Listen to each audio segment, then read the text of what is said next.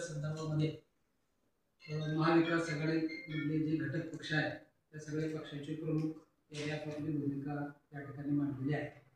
आमच्या दृष्टीने कराड आणि मलकापूर नगरपालिका ही काँग्रेसच्या हातामध्ये असायला पाहिजे किंवा महाविकास आघाडीच्या हातामध्ये असायला पाहिजे अशा पद्धतीचं प्लॅनिंग आम्ही नजीकच्या निवडणुकीच्या माध्यमातून करणार आहोत। त्याच्यामध्ये तिकीट वाटप करत असताना हे सगळे घटक घेऊन आम्ही सर्वांना बरोबर घेऊन समान संधी देण्याचा प्रयत्न, सर्वांना योग्य न्याय देण्याचा प्रयत्न, सर्व समाजातील घटकांना बरोबर घेऊन घेण्याचा प्रयत्न आणि सर्वांच्या सामोपचाराने ही निवडणूक कशी शांततेने पार पडेल या दृष्टिकोनातून आमचा घटक पक्षाचा महाविकास आघाडीचा आमचा निर्णय असणार आहे। मलकापूरची जी निवडणूक आहे ही आम्ही विकासाच्या मुद्द्यावर लढणार आहोत, कारण तिथे आतापर्यंत ग्रामपंचायतीपासून ते नगरपालिकेपर्यंत जो काही विकास झाला तो आमचे महाराष्ट्राचे नेते माजी मंत्री संग्राम बाबा चव्हाण यांच्या माध्यमातून तो विकास झालेला आहे। आणि आज जरी काही थोडेसे बदल दिसत असतील तुम्हाला तर ते बरोबर आहे। मलकापूरचे अनेक घटक यांच्याबरोबर आमचे डायलॉग झालेले आहेत। अविनाश मोहिते यांच्याशी आमची चर्चा झालेली आहे। बरेचसे लोक आमच्या ह्या आघाडीमध्ये येऊन आम्ही ही मलकापूरची निवडणूक सुद्धा अतिशय ताकदीने लढवणार आहोत आणि सर्वांना बरोबर घेऊन सर्वांना मान सन्मान देऊन या ठिकाणी ही निवडणूक आम्ही लढवण्याचा आमचा प्रयत्न आहे। त्याचप्रमाणे दुसरं कराड नगरपालिका हिला सुद्धा फार मोठी पार्श्वभूमी आहे, इतिहास आहे, ऐतिहासिक नगरपालिका अशी आहे। त्याच्यामध्ये सुद्धा पृथ्वीराज बाबा ज्यावेळेला मुख्यमंत्री होते दुसऱ्याचं काम असेल, स्टेडियमचं काम असेल किंवा अनेक कामं ज्याची लिस्टच आम्ही तुम्हाला देऊ शकतो, ही सगळी बाबांच्या माध्यमातून झालेली आहे। दुर्दैवानं मागच्या निवडणुकीमध्ये आम्हाला थोडासा पराभव झाला, वेगळ्या नगरपालिकेला सुद्धा सेटबॅक बसला। हा सगळा सेटबॅक का बसला, कशामुळे बसला याचा पूर्ण अभ्यास या दोन्ही नगरपालिकेच्या दृष्टीने आम्ही केलेला आहे आणि तो कुठेही इथे बसता कामा नये या दृष्टीतनं आताची पावलं आम्ही उचलणार आहे। आणि ही नगरपालिकेची निवडणूक मलकापूर असेल कराड असेल ही दोन्ही महाविकास आघाडीच्या ताब्यात राहील अशा पद्धतीचं पूर्ण प्लॅनिंग हे आमचं मायक्रो प्लॅनिंग ज्याला आपण म्हणतो ते मायक्रो प्लॅनिंग आम्ही गेल्या 5-6 दिवसामध्ये आम्ही केलेलं आहे। चांगल्या पद्धतीची निवडणूक होईल आणि आमची महाविकास आघाडी सत्तेमध्ये येईल, कारण लोकांना सध्या बदल पाहिजे। लोक महागाईला वैतागलेले आहेत। गेल्या अनेक दिवसापासून 5-6 वर्षापासून इथं प्रशासक आहे, केंद्र शासनाचे येणारे फंड इथे मिळत नाही, जिल्हा परिषदेच्या माध्यमातून तेच झाले, नगरपालिकेला तेच झाले, नगरपंचायतीला तेच झाले, कुणीही इथं मालक नाही आणि त्यामुळे हे जाणीवपूर्वक भाजप आणि महायुतीचे जे घटक पक्ष आहेत त्यांनी केलेलं आहे आणि अनेक वर्षांनी ही निवडणूक आल्यामुळे त्या निवडणुकीला फार ऐतिहासिक महत्त्व असं प्राप्त झालेलं आहे। दुसरी गोष्ट ही निवडणूक आहे ही कार्यकर्त्यांची निवडणूक आहे। कार्यकर्त्यांच्या मध्ये अतिशय मोठा उत्साह या निवडणुकीच्या माध्यमातून आलेला आहे।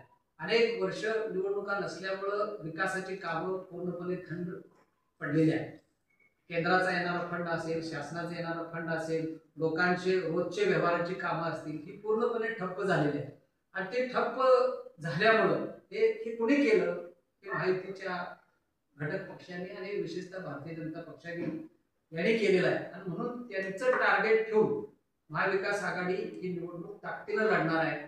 आणि या निवडणुकीमध्ये विशेषतः आम्ही सर्व डावे पक्षाचे लोक असतील, विविध संघटनांचे प्रतिनिधी असतील, मग ते अल्पसंख्याकांची संघटना असेल, दलितांच्या काय संघटना असतील, काय डाव्या विचारसरणीला मानणाऱ्या संघटना असतील किंवा अन्य काही भरपूर संघटना या कराड शहरामध्ये मलकापूर शहरामध्ये आहेत, त्या सगळ्यांना बरोबर घेऊन आम्ही ही निवडणूक ताकदीनं लढणार आहे। आणि मला खात्री आहे आमचं मायक्रो प्लॅनिंग इंद्रजित चव्हाण आमचे आहेत, बाबांचे पुतणे, त्यांच्या बरोबर सहकार्यानं त्यांच्या जॅकेट पठाण आमच्या आहेत, अभिजित जाधव आहेत, ॲडव्होकेट समीर देसाई आहेत, त्यानंतर ॲडव्होकेट आम पक्षाचे जाधव आहेत, हर्षद कदम यांनी तर विधानसभा लढवलेले आहेत। या सगळ्यांच्या अनुभवाचा विचार करून ही निवडणूक अतिशय ताकदीनं ही कराड आणि मलकापूर आम्ही लढवणार आहे आणि आम्हाला खात्री आहे की जातीवादी शक्तींना दूर ठेवण्याकरता आमची महाविकास आघाडी निश्चितपणानं यश प्राप्त करेल आणि आमचं टार्गेटच आहे। कराड हे पुरोगामी शहर आहे, फुले शाहू आंबेडकरांच्या विचाराला मानणारं शहर आहे आणि मलकापूर तर शून्यातून आतापर्यंत जे निर्माण केलं हे बाबांनी केलं। म्हणजे ज्यावेळेला ग्रामपंचायत होती, नगरपंचायत झाली, नगरपालिका आली, या सगळ्यामध्ये जो मोठा पैशाचं जे शासनाकडून आणण्याचे जे काम होतं किंवा जे काही करायचं होतं, अगदी नगरपालिका कराडपासून वेगळी ठेवण्यापासून हे आतापर्यंत सगळं काम जर कोणी केलं झालं तर प्रेमला काके चव्हाण असतील, भाई पंजाबराव चव्हाण असतील, पृथ्वीराज चव्हाण असतील, यांच्या माध्यमातूनच झालेलं. त्यामुळे तिथं आमचाच काँग्रेस पक्षाचा निवडणूक लढवण्याचा कायदेशीर आणि सामाजिक हक्क आणि त्या दृष्टिकोनातून आम्ही ही निवडणूक अतिशय प्रतिष्ठेची असली तरी आम्ही ती ताकदीने लढवणार आहे, अतिशय मायक्रो प्लॅनिंग करून लढवणार आहे. मला खात्री आहे की सगळ्या घटक पक्षांना, सर्व डावळ संघटनांना सगळ्यांनाच बरोबर घेऊन अगदी छोट्या छोट्या ज्या संघटना आहेत त्यांना सुद्धा आम्ही याच्यामध्ये प्रतिनिधित्व देणार आहोत. त्या सगळ्यांना बरोबर घेऊन आम्ही मोठ्या प्रमाणामध्ये ही निवडणूक यशस्वीरित्या पार पाडणार आहे. आणि आमच्या घटक पक्षांची सगळ्यांची एकमूठ वज्रमूठ या निवडणुकीच्या माध्यमातून झाली. काय असेल तर क्वेश्चन विचारा. सातारा जिल्ह्याची परिस्थिती महाविकास आघाडी असणार आहे का? हो हो असणार. सातारा जिल्ह्यातली परिस्थिती आणि कराडची परिस्थिती, मलकापूरची परिस्थिती ही सातारा जिल्हा टोटली महाविकास आघाडी म्हणून लढणार. शशिकांत शिंदे प्रांताध्यक्षांनीच एकदा जाहीर केले, त्यामुळे मग काही विशेष येत नाही. महाविकास आघाडीचा तिसरा पक्ष नाही कोणतं राष्ट्रवादी त्यांना आमच्या आवाहन केलेलं होतं आणि काही तांत्रिक अडचणीमुळे ते आले नसतील तर ते आमच्या बरोबर राहतील असं आपण कारण घटक पक्ष आहे. आणि प्रांताध्यक्ष शशिकांत शिंदेने जाहीर केलं की आम्ही सगळे एकत्र लढणार आहे. त्यांनी जाहीर केलं तरीही आलेलं आहे म्हणून विचारत बाकी नाही काय असेल तांत्रिक अडचण पण आम्ही विनंती केली शहराध्यक्षांनी अधिकृतपणे असं काय परत आणि परत निर्णय घेतला नाही. सध्या महाविकास आघाडी म्हणून आम्ही लढणार आहे. पुढचं काय मिळते आम्ही त्याला फेस करू. नाही पण परवा त्यांनी मीटिंग घेऊन जाहीर केलं की आम्ही सोबळावरती लढणार म्हणून. असं त्याची भूमिका असेल ते पक्ष म्हणून तरी करू शकत नाही. पक्ष आघाडी कोण ऐकून घ्या. पवार लोकशाही आघाडी, शरदचंद्र पवार राष्ट्रवादी काँग्रेस पक्ष म्हणून जर ते आमच्या बरोबर आले तर ते आमच्या बरोबर राहतील. पण आघाडी म्हणून जर आले तर तो त्यांचा वेगळा विचार असेल. तो काही घटक पक्षाचा संबंध त्याच्याशी असणार नाही. तुम्ही मगाशी म्हणता की मलकापूरमध्ये ताकदीने लढणार. हो 100%. मग त्या मलकापुरात आराब असतील किंवा पसंत संदेश गट असेल किंवा आता मनोज शिंदे पण भाजपमध्येच असेल त्याचा म्हणजे त्या विषयाचा काही फटका बसायला सगळ्या भीती वाटते. वाटते भीती तर असं आहे. बरोबर जरी नेते मंडळी जर गेली असेल तर मलकापूरच्या स्थानिक ग्रामस्थाला किंवा पक्ष तिथल्या संबंधित लोकांना माहिती आहे की खऱ्या अर्थाने इथं विकास कोणी केला. त्यामुळे माणसं विकासाच्या पाठीशी उभी राहतील आणि आमच्या बरोबरच राहतील याची खात्री आहे. त्यावेळेमध्ये पण तीच परिस्थिती आहे. तीच परिस्थिती. काँग्रेसचे बरेच जण गेले भाजपमध्ये. नाही जाऊ दे. त्या भागातली ताकदीची माणसं ते कावळे राहिले ते मावळे ताकदीनं लढणार. चिन्हावर शेका पक्ष त्याच्या चिन्हावर लढेल, शिवसेना त्याच्या चिन्हावर लढेल, आम आदमी पक्ष त्याच्या चिन्हावर लढेल, काँग्रेस त्याच्या चिन्हावर. अजून नाही. आम्ही सगळे घटक पक्ष एकत्र बसू आणि चांगला चेहरा देऊ. आम्ही स्वच्छ, नॉन करप्ट, सर्वांना चालणारा, सर्व दलित, मुस्लिम, ओबीसी यांना आवडणारा असा चांगला फ्रेश चेहरा तुम्हाला दोन्ही ठिकाणी मिळेल. निवडणूक पिरियड शॉर्ट आहे करून मतदानाची वेळ याची नाही. आम्ही करू. तेवढी तयारी आम्ही मायक्रो प्लॅनिंग केली. तुम्हाला भाजपचं कितपत आव्हान वाटते? 0%. भाजपचं आम्हाला 0% आव्हान आहे. जरी तुम्हाला वाटत असेल आमदार त्यांचा आहे, बरेच लोक गेले, पण लोकांच्या मध्ये काँग्रेस आहे. काँग्रेस त्यांच्या मनामध्ये आहे. आणि कसं आहे की आज माणसं महागाईला प्रचंड वैतागलेली आहे. गेल्या 6 वर्षामध्ये तुम्ही निवडणुका घेतली नाहीत त्यामुळे लोक वैतागले. हा लोकांच्या मध्ये राग आहेच ना. त्या रागाच्या पोटी सगळे लोक आमच्या बरोबर राहतील. 100% ही निवडणूक आमच्यासाठी फार सोपी आहे. तुम्ही जर म्हणत असला, पत्रकार म्हणत असतील किंवा नेते मंडळी म्हणत असतील की हे गेले ते गेले त्यामुळे पोकळी, काही पोकळी नाही. मलकापूरकर अतिशय चांगल्या वोटिंगने आम्ही निवडून येतो ना बघा. आणि तसं प्लॅनिंगच केले. अनेक चेहरे तुम्हाला हळूहळू दिसतील. 2 दिवस जाऊ द्या, बरेच चेहरे आमच्या बरोबर आलेले दिसतील. तुमची सत्ता मलकापूरमध्ये येईल अशी तुमची तयारी तर दिसते तुमच्या बोलण्यात. 100%. पण बहुमगाची पत्रकार परिषद झाली तिथं म्हणले की मलकापूरच्या म्हणजे प्रगतीसाठी, विकासासाठी भाजपमध्ये चाललोय.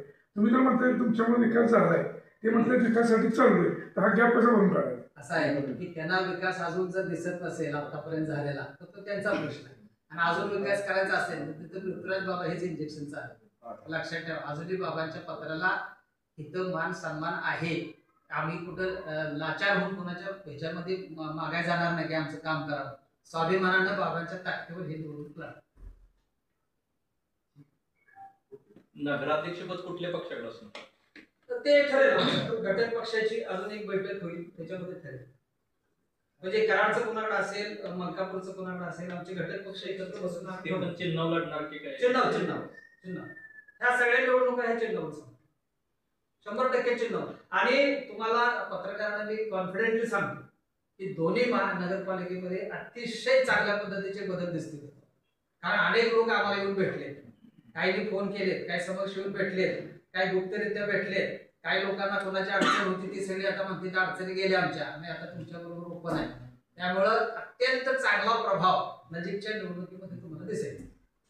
मग ते मलकापूर असो, कराड असो, नाहीतर जिल्ह्यातल्या आणि काही निवडणुका असो. आता कसं आहे की काही ठिकाणी आता मसवडत असेल, आमचा तिथे थोडासा कमी प्रभाव आहे.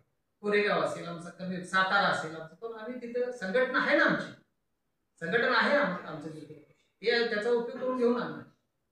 जिल्ह्यात एक आदर्श बाबांच्या नेतृत्वाखाली आदर्श निवडणूक ही लढली जाईल.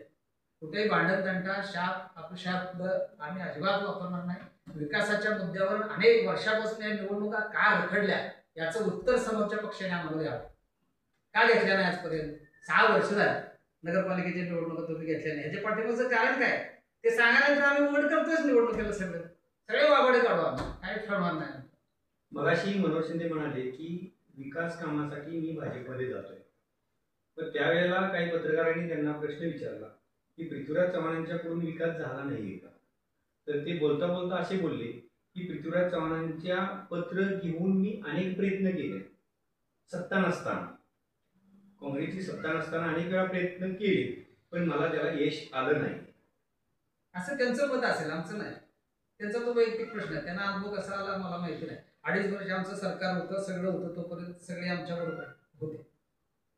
आजपर्यंत ग्रामपंचायतीपासून नगरपालिकेपर्यंत हे कुणी वाचवलं?